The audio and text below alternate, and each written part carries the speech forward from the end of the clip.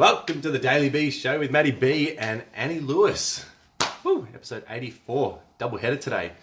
My hair is a mess, guys. I've been hanging out to chat to Annie as well. It's like after speaking to Sam a couple of times on the show and obviously off the show as well, and to his dad and just really getting to know their family. It's been a really really great opportunity to really connect with some amazing people, and Annie's no exception to the rule. So we've had a really good chat the other day and sharing some of her wisdom with you guys, and just seeing where it goes. So she's been a yoga instructor for many years. She's very self-aware and just an absolutely beautiful soul. So I'm really keen to get her on the show and have a bit of a chat and see where we go with it.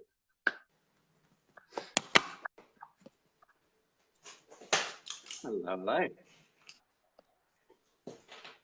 Hi, let me just plug you in. Now I don't know where the thing is. Hang on. Oh, good. Okay. Hi. All right. Hi. How are you? Hi.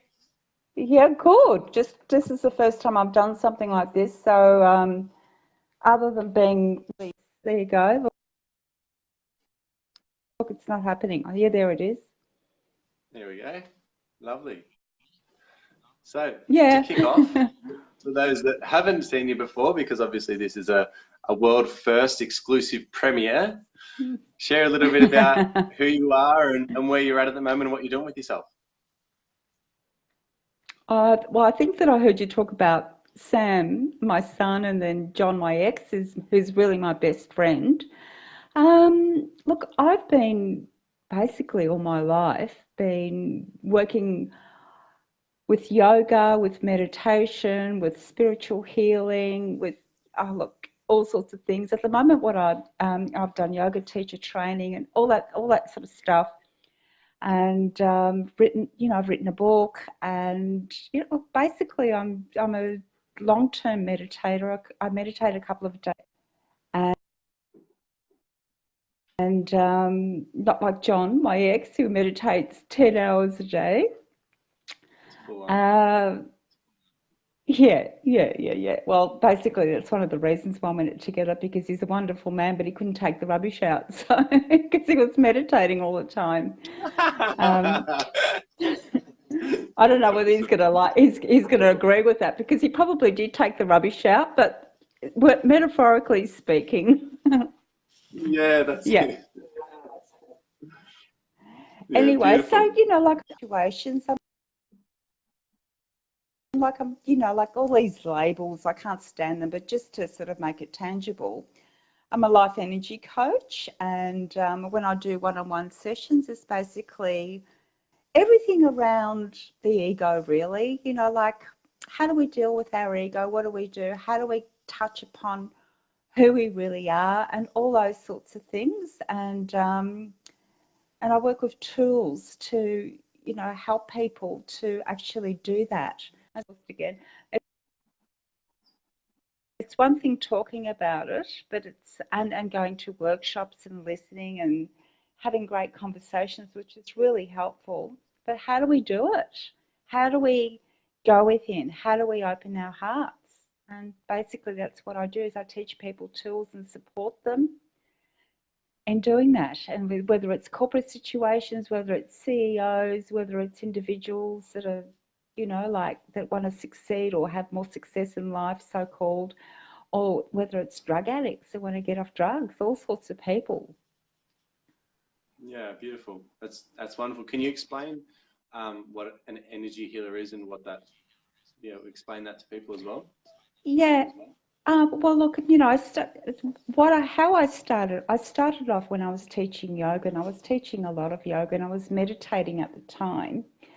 And I just sort of all these things started happening in the yoga class. All this healing came up and all this energy. And, just like a lot of people's stories, most of the things came to me through, something really hitting me hard on the head, like the universe sort of going, right, like really hard hits, child dying and things like that, like just basically being brought down to my knees, and then which forces you to go deeper, and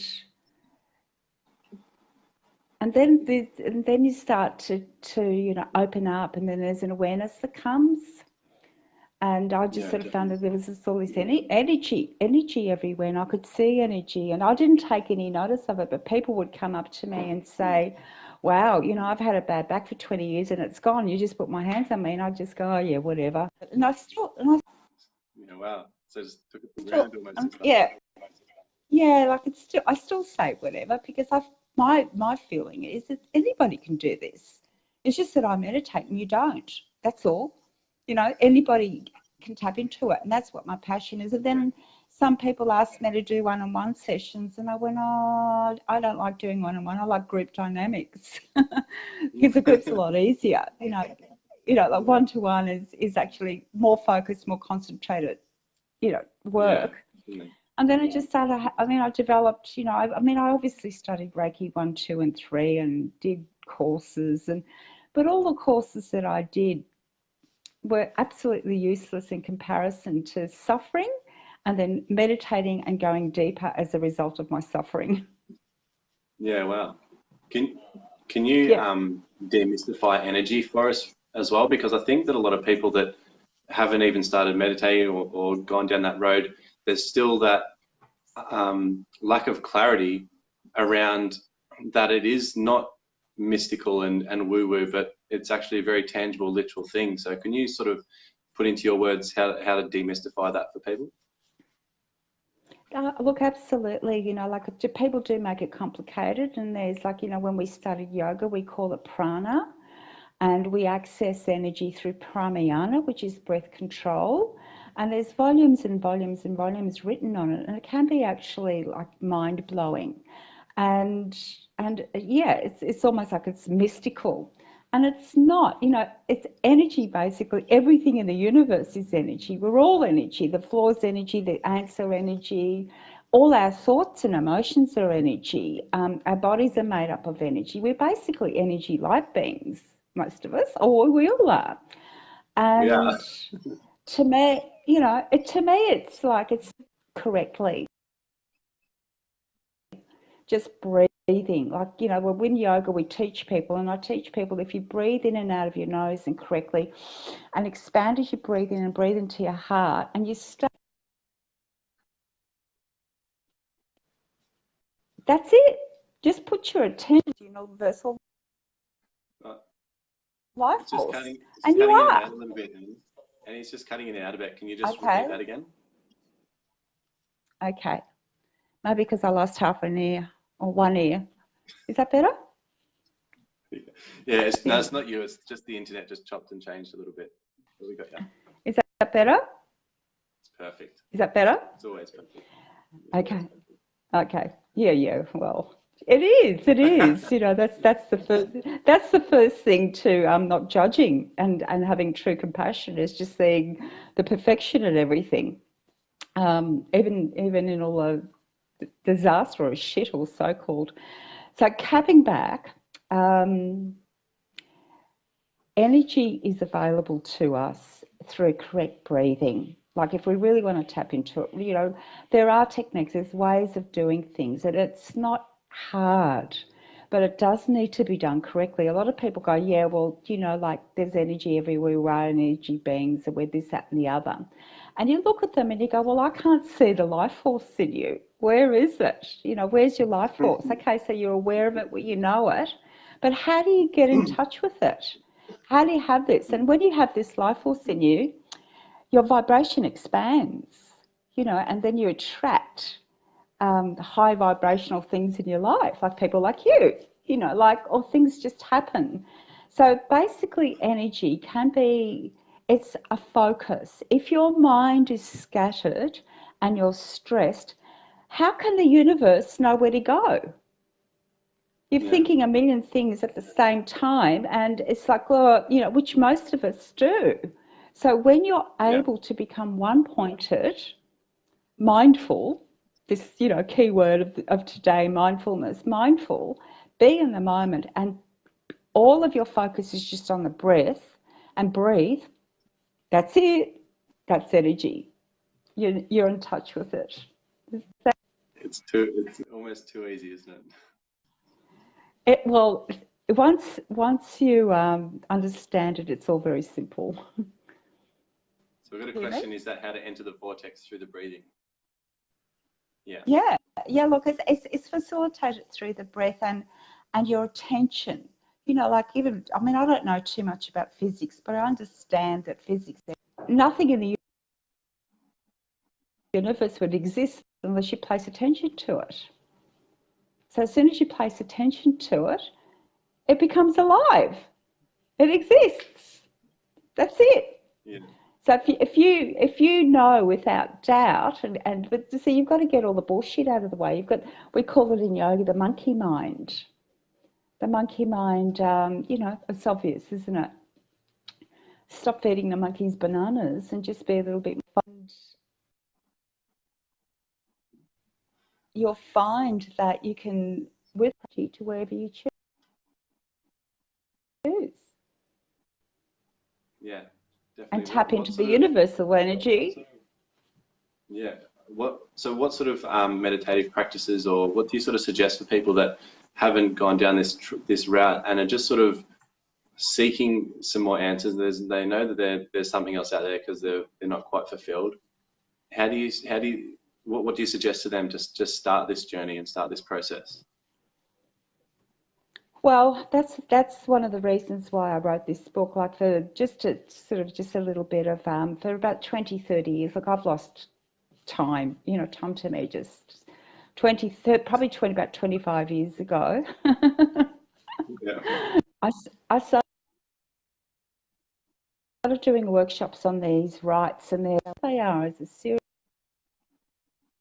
series of ancient exercises. They're typically yogic, but a little bit different, that open up the chakras and work with releasing stress and tension. So, we've got the physical body, we've got the energetic body, we've got the astral body, we've got the emotional body, we've got the mental body, we've got all these spiritual bodies. So if you do this technique, and it's a very simple exercise, but you need to do it regularly. Discipline is the key. If you do it every day, initially only takes 5 minutes a day. That's the key to life, is discipline.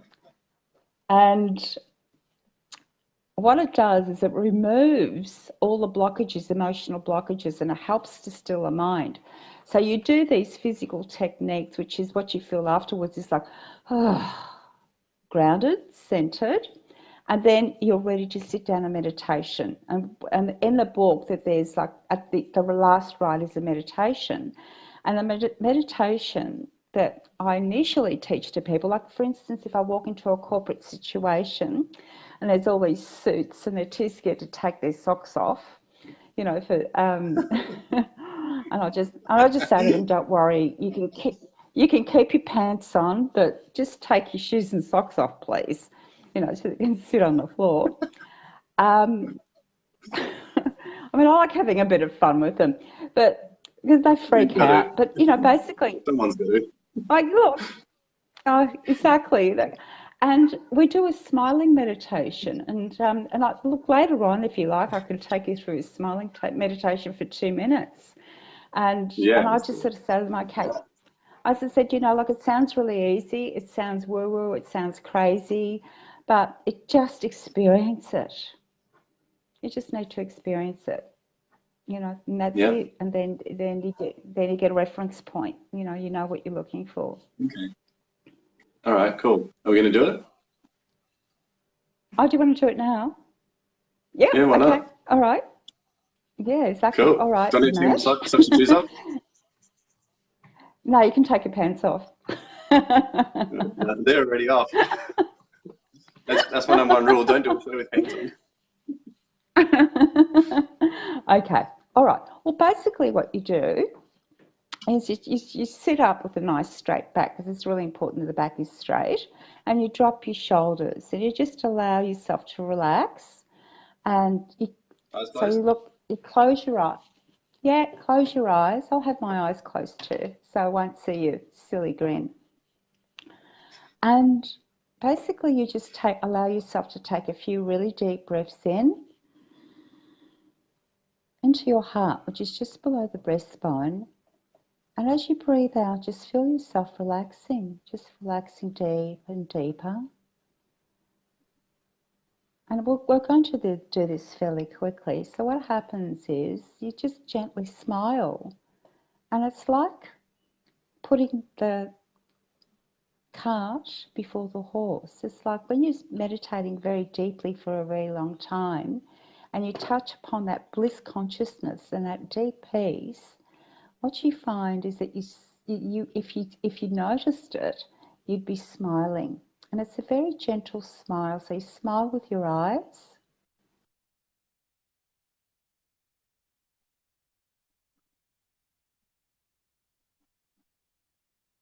Okay. There's always distractions. So you're smiling. Are you still with me? Yeah, I'm still You're with you. smiling with your eyes. Yeah. And then you're smiling with your cheek, with your lips. And you just sit there smiling and you don't necessarily think of anything joyous. In fact, a lot of the time when people first try this, the last thing they want to do is smile because they can only think of everything that's negative in their lives. I'm not going to smile because, I had a shit day at work, or, my mother died 2 years ago, and I'm not going to smile about that. But what you're doing is you're choosing joy. Just allow yourself to choose joy. And as you smile, what happens is that you release all these bliss bubbles, this energy of joy that is within you. And as you open up, and it expands your heart, and as you open up your heart, you're raising your vibrational field. And we also call this in yoga the joy center. So you're opening up your joy center, and it's exactly situated where your thymus gland resides. And your thymus gland is hugely responsible for the immune system. So just another moment, just simply smile with your eyes, your cheeks, and your mouth, just very gently with the corners of the mouth turning upward. And as you breathe, and as you notice yourself breathe into your heart. And just keep smiling, even if you don't feel like it.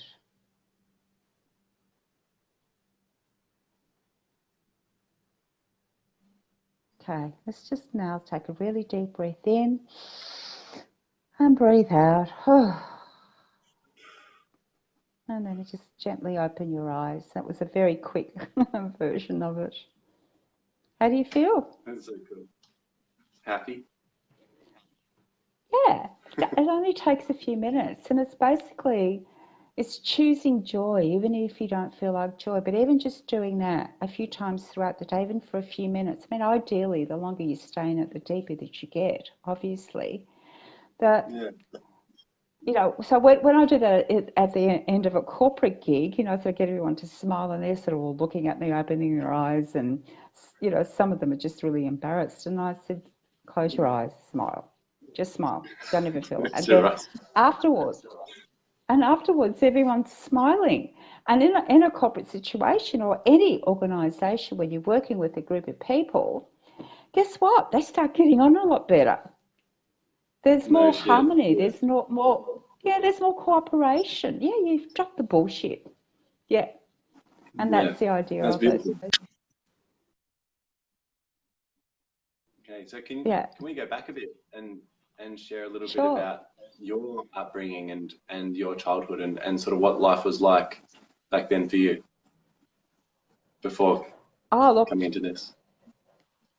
yeah, look, I had, a very miserable childhood with immigrant parents that came from Ukraine, Germany, and they were very damaged by the war.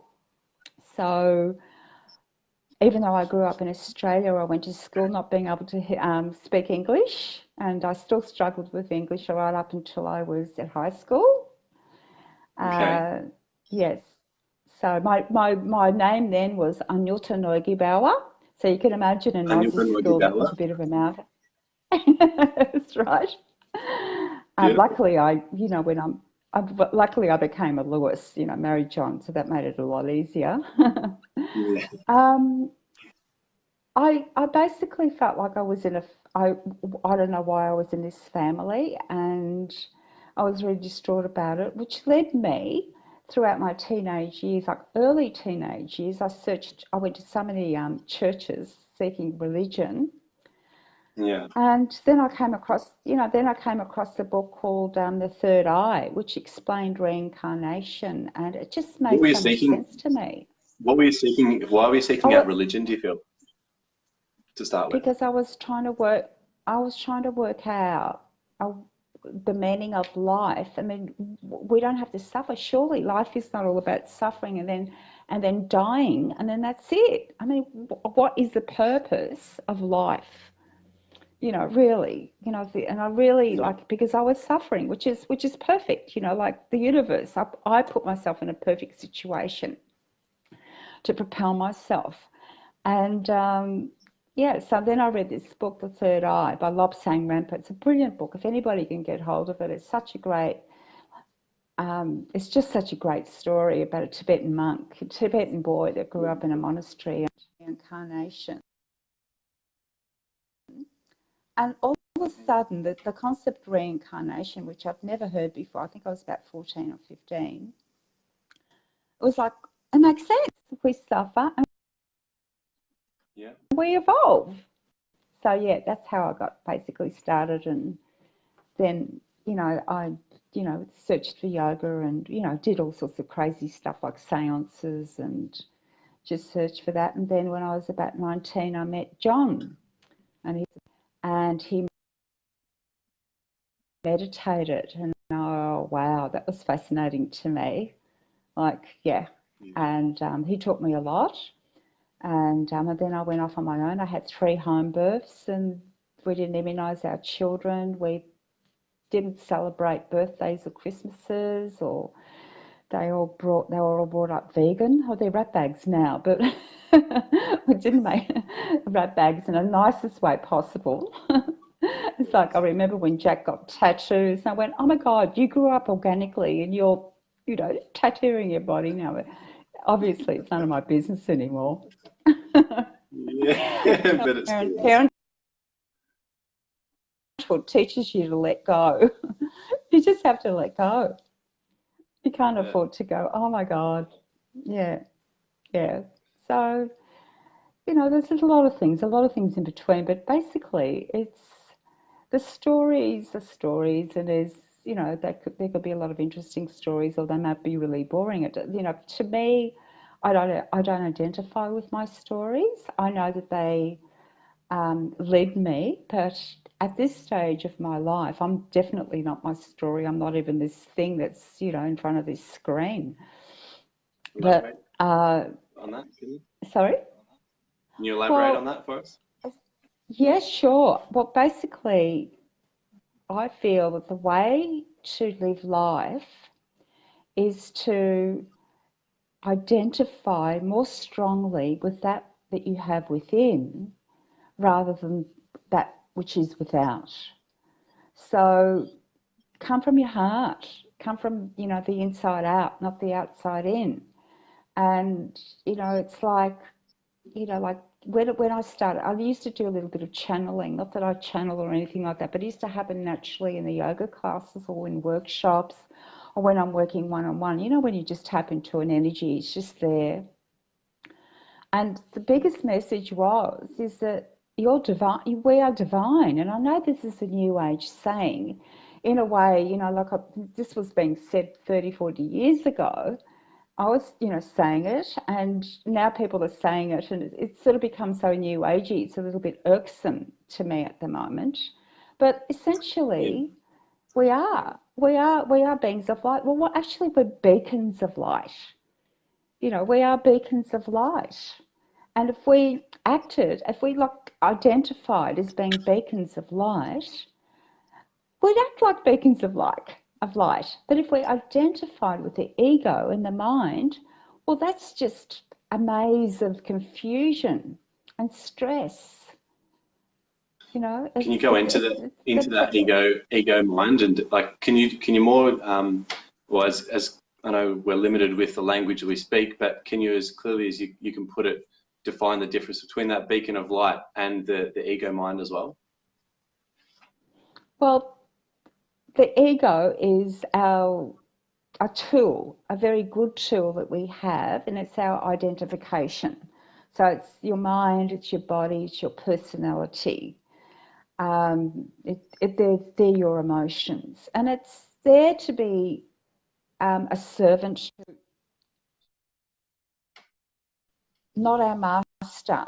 And most of the time with all of us, and we're all, you know, we all do it, sometimes we allow the ego to master how we live life, rather than allowing the heart, which is your observer, which is the real you, that's where the beacon is, to guide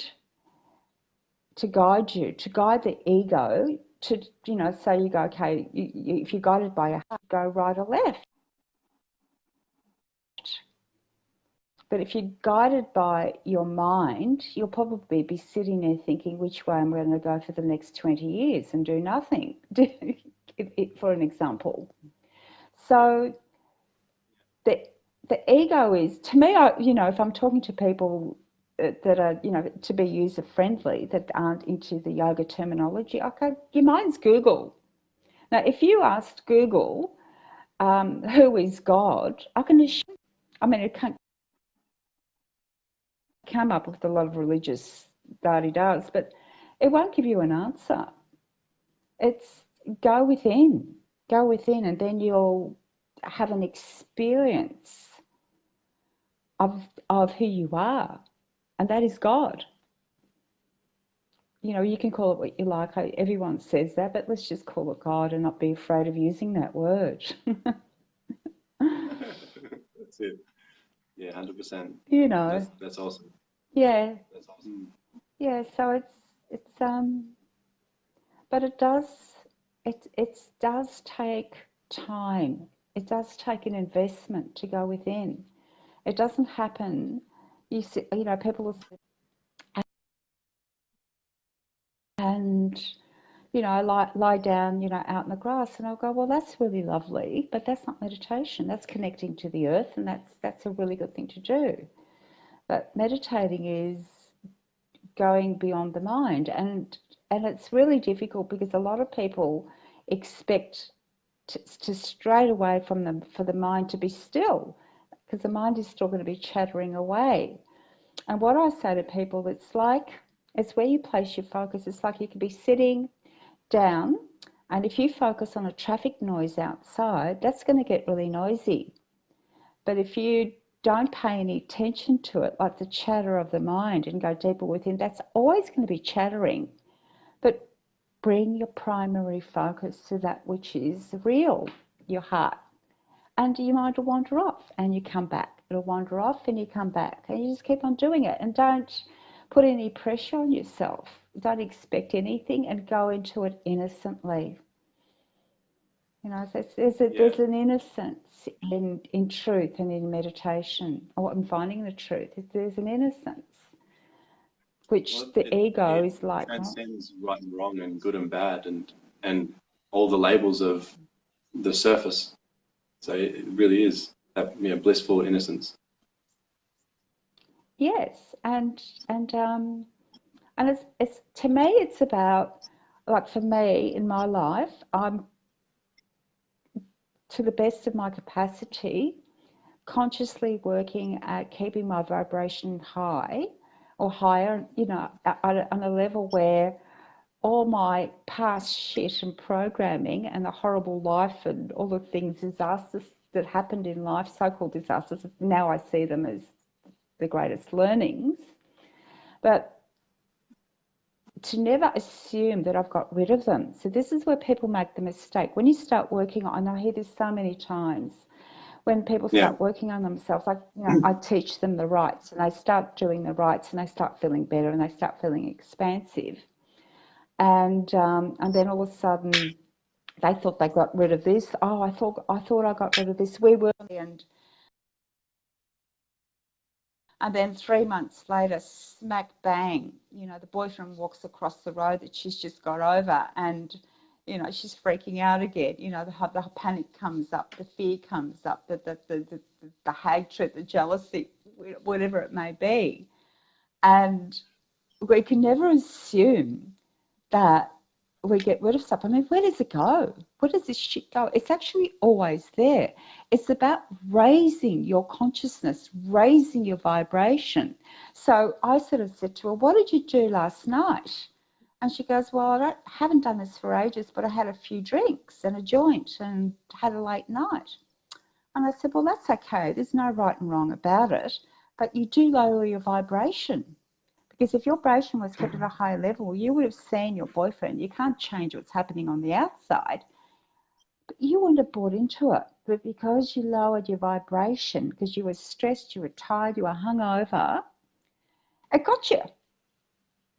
So to me, it's about always keeping yourself hydrated, eating well, present as much as possible, observing all the time where your mind's at. Every time that you self-judge yourself, so what? It's only the mind giving you, it's only the ego giving you a hard time. If you ask yourself, well, does my higher self judge me? Even though I've been a total idiot? Of course not. Does the mind judge you? Yes. So who would you rather listen to? It's, you know, Yeah. Who would you rather listen to? So, We've got the but ultimate it's choice. a constant.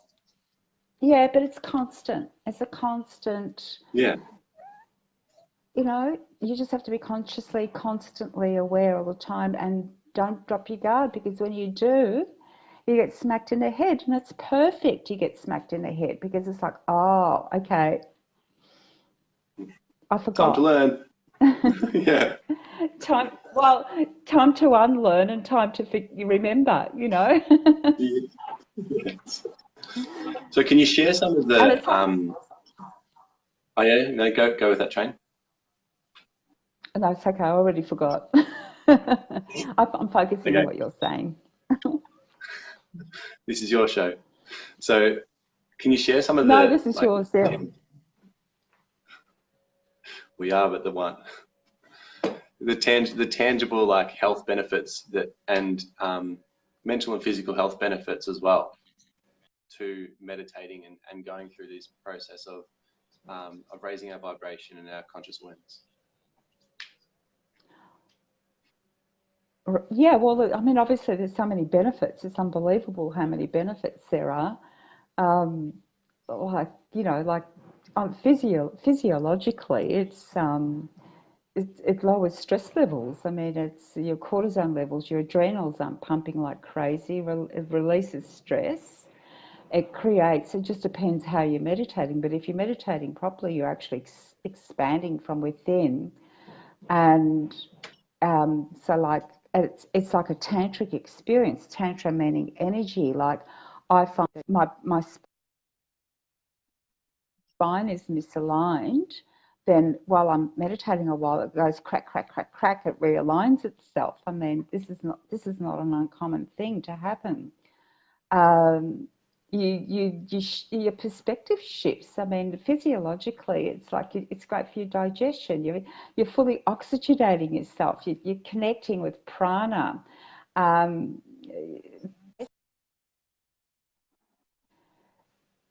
Generally, don't get ill.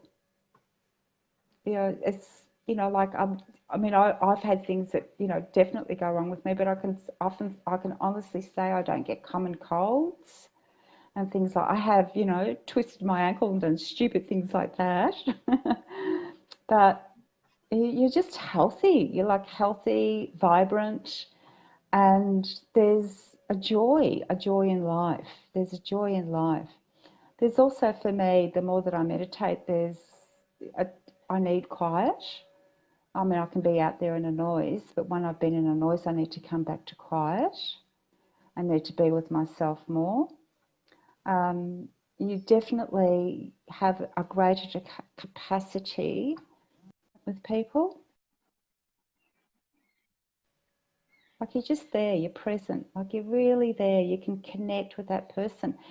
the more that you know yourself, the more that you can connect with that divinity, if you like, then you can see it in others, because this is where the oneness comes in. You know, I think we talked a little bit about that when I first spoke with you. You can just see it, and people aren't alone then. You know, like it's like in your family, and a lot of people actually feel very, very lonely, and there's so much stress because everybody wants to be seen. They don't necessarily, you know, they think they do. They don't necessarily want to be seen as being famous, although sometimes, you know, that's an outer manifestation of it. They think that they want that. That satisfaction doesn't last long. People want to be seen and heard for who they really are. People are looking for love when you can't find it in anything or anyone until you find it in yourself. And then it just is there. And this is Can you all extrapolate on through that? meditation. I think that About notion love. of really, yeah. Well, how much time we got? Yeah. Yeah, well, for a start, there's this idea that people think that they. I was talking to somebody today. I do a lot of phone sessions with people. I always, you know, make myself available if anybody's going through whatever. I'm here. I'm here on the phone. If I can't speak to you now, I'll speak to you. You know, I'll get back to you. And you know, sort of saying, "Oh, but I'm just so in love with this girl. Do you think she loves me?" And I went, well, this is coming from your need to feel loved. And I said, how can you possibly love when you are looking for love, when there's nothing to look for, but it's there within you. So you need to feel it within yourself first and Yeah. experience it, because love just is. It can't be attached to an object or a human. Like it was interesting because with our family, with the boys, you know, and I know it's such a common word, and it's like I love you. I don't say that to the boys.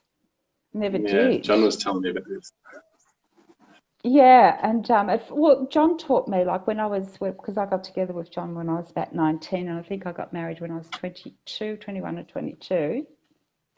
And my mother was there, and I think we were having an argument because we were both egos, strong egos and headstrong. And I used to fight John tooth and nail. And because he tried to tell me how it was, and I'm going, well, no, I'll work it out myself, sort of thing. So ego, you know, we learned a lot butting heads. That's the And best one. but I hate to say most of the time he was right, which is really, I can edit that bit out if you like. I can. No, it's true. It's actually true. He's a very wise man. But my mother was there, and he says, and she looked at him, and I was sitting there like fuming, and Mum said, "Come on, John." He goes, "You really do love Anne, you know." And he said, "No, I don't. I don't love her at all." And, you know, like you can imagine a 21-year-old or 22-year-old that's just got married, you know, to this older wise man. I could have killed him. And I was really like, that was one of my biggest learning lessons, because then he explained to me that it doesn't change how I feel. He goes, but do you want me to love you? Do you want me to possess you? Because the greatest thing about when I was with John is that I could do exactly what I wanted to do. I mean, he was meditating and I was young and feisty, and he didn't want to go out with me. So I used to go out raging all the time. You know, and even when Sam was little, he'd babysit and I'd go out dancing all night, you know. Yeah. But it was cool, you know, like it was totally upfront. And, you Yeah. know, so there was no possessiveness there. You know, I love you is like I own you. And I really understood it, that it's I and you, it's that separation, and it's that ownership. It's more likely that more truthful to say the love in you helps, the love and the light in you helps me to open my heart. Thank you. When you connect. Okay. So Yeah, beautiful. just to say you help, you help expand my heart. If you want to be mushy, if you if you're a guy and you've got to say something, like, or vice versa, like, because people and when I was that age, I needed to hear it every day, and I think John just got fed up with it and thought, I've told you 100 times already, and now I'm going to say, no, I don't, because that'll shut you up. And the truth is, let's look at the truth of the situation. So after sulking for about 2 months or something, I understood it. I understood. Yeah.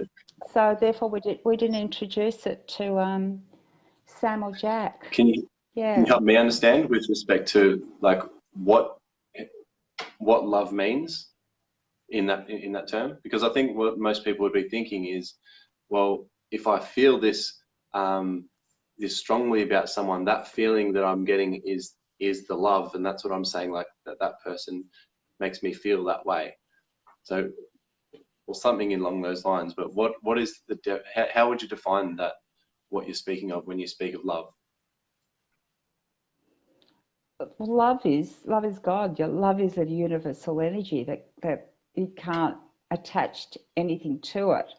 So it's when, like, for instance, when two people first get together, there's that energy there, there's that excitement, there's that love there, there's that joy there, and that's pure, and this is before the ego comes in. So it's just that universal pure love that is an energy that is there. Then what happens in relationships is then the ego gets involved, and I and you, and look at anybody else,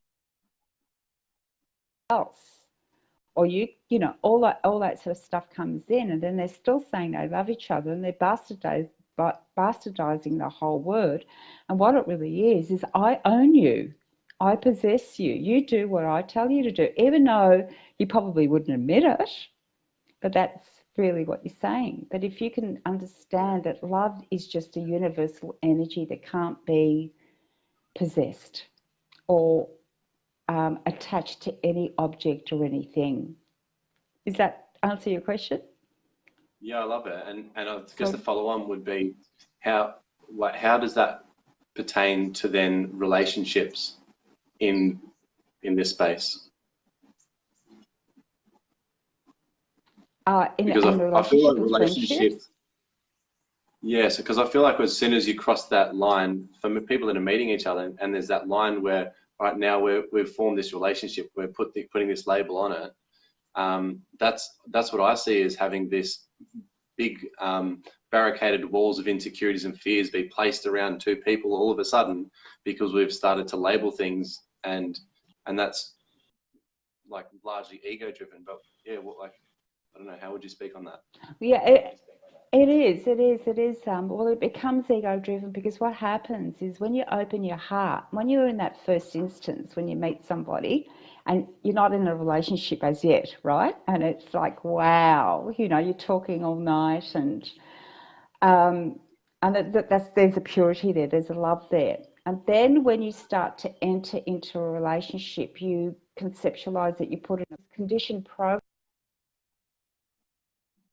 around what a relationship looks like, monogamy, or, which is fair enough. I'm not saying that's right or wrong, it's a choice. But then we start to get really scared because what happens with most people is they open their hearts and their ego kicks in and it's going, oh shit, I better protect myself here. So if he looks or she looks at somebody else, that's it. I'm not going to allow for this. So all of a sudden they're just being spontaneous and everything's cool. And then all of a sudden these restrictions come in, these rules come in, and it cuts and it breaks the innocence. It filters the love. It's just not there anymore, but they've entered into this ownership thing where that's the ego at play. And then you're battling, and then a lot of people stay in a relationship a lot longer than necessary because they've come out of that phase and they keep on looking to get back to that honeymoon wow phase. And sometimes Yeah. the honeymoon period can last a very long time, which is lovely, Yeah. which is the longer it lasts, the better, because then you've got something to really, it's a great foundation. But Yeah. I think it's because we get scared. I think we get scared. We go, oh my God, I've been hurt before, or, all the things that we see around us. And as soon as you go into protecting yourself, well, you're giving the ego permission to start putting boundaries and resistances up. As soon as they're there, you've lost your innocence, you've lost your love. Does that suggest there may be like aiming or working towards maintaining that spontaneity? It would be healthier than aiming for long-term stability and security and safety within relationship, which I feel one of the key drivers when finding partners in that long-term sort of situation. Yeah, there's a lot of people that as soon as they enter into a relationship, they want it, and maybe it's more common with women, I'm not sure, because I think it is a little bit more common with women than men, because they have this need for family and stability. Women have a need to feel safe, and men do have an instinctive need to feel to have freedom, right? And when a relationship, oh, there's so many, it's such a big question. You've got 2 minutes. Can you No give it to jokes. me again? Okay. No. No Can you jokes. give it to me again, please? So relationships, where am I going with it? Do you feel that it would be a healthier goal to aim for unique and authentic self-expression and spontaneity in life in general, which includes the partners that we hold, rather than aiming for the one or this family dynamic or this long-term stable relationship, or whatever the sort of tangible things that are sort of associated with marriage and family and that traditional setup? Yeah. I don't think it's either or, to be frank with you. I think that I think that when you meet somebody, for a start, you've got to be on the same vibrational frequency. You've got to be on the same page, on the same level, however you like to put it. And I sort of feel, because I'm not going to answer that because I can't compare one with the other, Yeah. and it's such an Yeah. individual thing. But you really need to take time. Like, I coach women in, there's a lot of really amazing, beautiful women out there that are looking for relationships, and there's a need. And the more they're needy, the more they push men away, and the more that they're needy, the more that they attract lower vibrational people, and obviously vice versa. And to me, it's like working on yourself that if you want a conscious relationship, if you want a relationship that'll help you grow, for a start, you need to be comfortable in your own space, comfortable with being on your own. You don't need a relationship to complete you. I just say to women, you don't need the other half. That's just a whole lot of crock. You only need you, so you complete and be fulfilled on your own. And if you vibrationally are truly that, then you're going to meet that person that's comfortable with themselves, and then you can just enjoy each other and be in the moment. Yes, all you can do is just be in the moment, and sometimes that's a little bit of a new age. A lot of guys I know that use that with women. Let's just be in the moment, in the meantime, we'll be intimate, but we'll just be in a moment. And this may not agree with a lot of people, but I say to women, don't be intimate straight away. Get to know each other, become friends. Yeah. Take time. Everything is, like, I call it a microwave society. Everything's instant. You know what a microwave does? It's toxic. Anything that's quick and easy is toxic. You need time to build a relationship. You need time to get to know each other. And then, as far as I'm concerned, this is like very along the tantric way of thinking. Your energies match. Like if you get to know somebody over 6 months, let's say, and you don't, you're not intimate, then you might find, you know what, I really like you, but I don't want to share my energy with you. I'm happy to share my energy with you on this level, but I'm not willing to completely be vulnerable and open myself up. Because if you have the capacity to open up and be really vulnerable, you've got to be very discerning who you let in. And the longer that you get to know somebody, then you know that, and then you're less likely to get damaged. You know, so many people go into relationships, become intimate very quickly, then they're breaking up, and they just become damaged. And I just feel, oh God, you know, for the self-esteem, it's, you know, why do this to yourself? This is harming yourself. Honor yourself. So when you tap into your heart, you honor yourself, you know, and your energies, and you don't, you know, you're discerning. So I want to take it full circle as well, and it's sort of the paradox of life, or the strange loops of reality, where we start, no matter how far we go, we end up where we began, and it's like all the pain that we've gone through and the struggles and challenges that we've faced are ultimately our biggest lessons and teachers in life to help us continuously grow and evolve as well. So it's like, as much as you want to create these beautiful scenarios and situations, like just the attempt to avoid them as well is futile, because they're going to come through anyway, one way or another. And when they do, like you said, resistance maintains that, just creates what we resist persists. Yeah. So definitely. I think it's touched on raising our own vibration is where it's at. I agree with that completely, totally. And there's no wrong thing to do. There's no. In saying that, I feel that we need to work with raising our vibration and make more conscious choices. I think a lot of suffering in the world is happening because we make unwise choices, and we go round in circles a lot longer than necessary. We don't need to suffer as much as we do. There's certain things that are out of our control when people die and things like that. But going from one relationship to the other for 10, 15, 20 years or whatnot, and still doing the same thing is madness. And that's what people do. It's a sign of madness. And in a lot of ways, you know, that's society. You know, we've gone mad.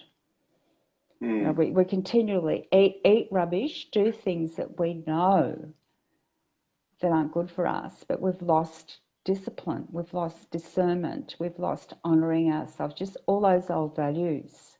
And to get back to that, and that is education. It's like, if you have children, educate your children around, you know, well, you can't educate them, live it yourself, and they learn through example. Be the example, yeah. Yeah. Can you share a bit about where you're at, what you're doing, and how people can connect with you? Yeah, sure. Well, I'm available for one-on-one sessions online. I do phone sessions. Obviously, people come. I live in Avalon, beautiful Avalon in Sydney, and so people do come to me. Obviously, local people, or you know, people over the eastern suburbs. I do workshops. I haven't done one for a while, but I'm gearing up to do a workshop on the rights for life. And I don't know whether, can you see the book behind me? Because I can't see, I haven't got my glasses on. No, I can't. Maybe they can. Okay. No, I like it. Can you see the peace sign? Yeah. Just hang on a sec. Just hang on one sec. Okay. Oh, yeah. Oh, it was camouflage. I'm colorblind. That was just camouflaged into the wall there. I'm colorblind. That just camouflaged into the wall. Okay, all right. Well, look, that's basically the book, and I can't say much, Okay. but Yeah. it's people that do them. I've taught thousands of people, like literally thousands of people all around the world, and people that do them, they really, really help release stress. They open up your energy body, your chakras. The book gives you precise instruction how to do them, although I'm available if you get confused, but it's very simple. I'm available to re-enthuse you basically and to keep you doing them. And Cool. it explains everything about them. It leads to meditation.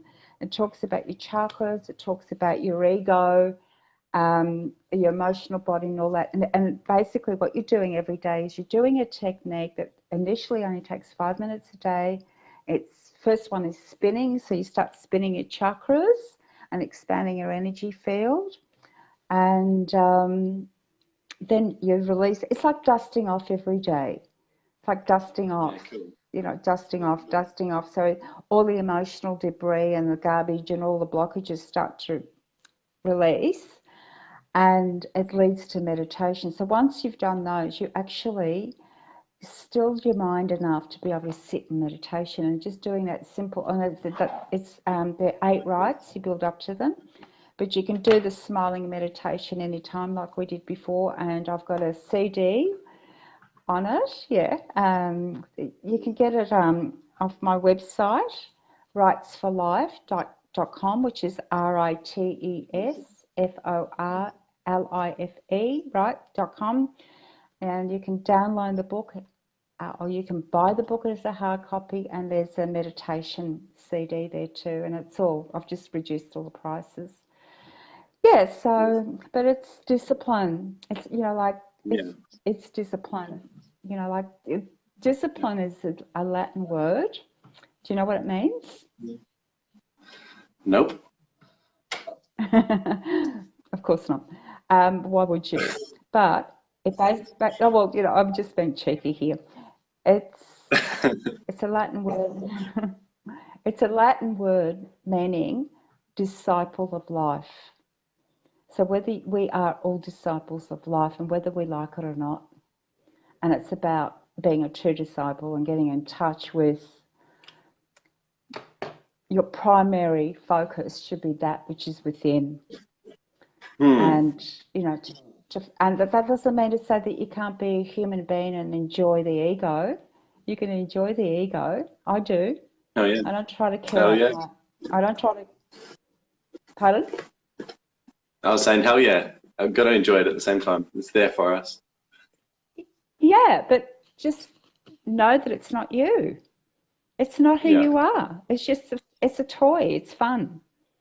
Don't get too don't get too engrossed in it, because it sucks you in. That's a little bit of a thing to be aware of.